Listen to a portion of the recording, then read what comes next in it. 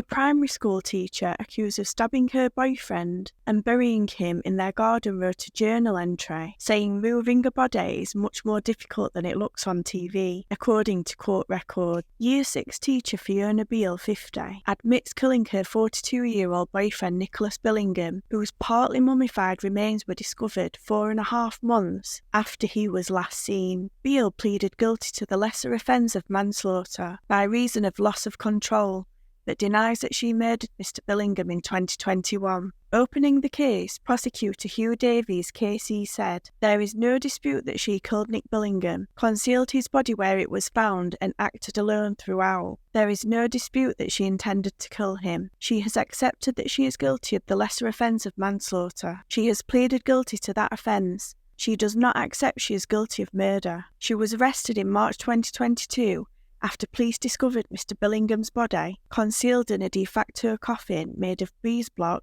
timber and sheets in the garden of their Northampton home. Mr. Davies alleged that Beale sent messages from Mr. Billingham's phone on 2nd of November 2021 in the aftermath of his death, claiming they had both contracted COVID-19 and needed to self-isolate. Mr. Davies told jurors the messages were Beale pretending to be him in a move that was as heartless as it was self-serving, as she used the time to purchase items to dispose of his body. She went on to tell her sisters that she and Mr. Billingham had split up, with one message claiming he left because he'd had an affair with another woman. Beale returned to work fully discharging her considerable responsibilities as a teacher to Year 6 pupils and receiving a sympathetic response from people who had heard about her breakup. However, her mental health started to deteriorate in late February 2022. In March of that year, she rented a cabin for herself in Cumbria and sent messages to family members, which gave them cause for concern over her well-being, prompting them to call police to check up on her, according to the prosecutor. In the cabin, police found journals written in her hand, which revealed a wholly different side to her personality, including a so-called alter ego she referred to as Tulip 22, the jury was told.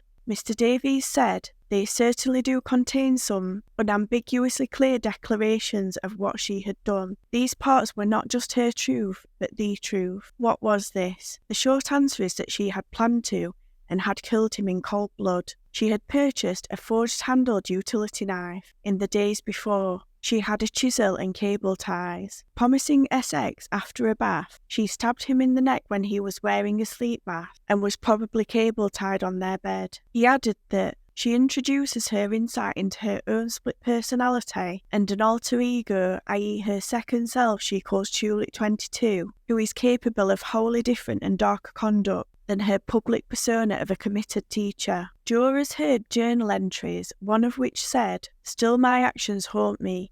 I sometimes have to catch myself and remember what I did, and then remember my cover story. Neither seemed convincing." Another entry detailed her planning for the attack, writing, "It was harder than I thought it would be. Hiding a body was bad. Moving a body is much more difficult than it looks on TV." After the journals were discovered, police soon established that Mr. Billingham had not been seen or spoken to since the afternoon of 1st of November 2021, having manufactured and sustained a cynical lie to everyone she messaged or spoke to about isolating for COVID. Fiona Beale had planned and ensured that she had the house to herself for at least 10 days after the killing, according to Mr. Davies, who also said she used this time to purchase multiple items to enable her to dispose of his body. Acting throughout on her own, she wrapped her dead partner up and dragged him down the stairs, destroying the banister rails upstairs in order to do so. He was 5 foot 11 inches and weighed some 14 stone, even when recovered months later. She buried him in the side return of her garden.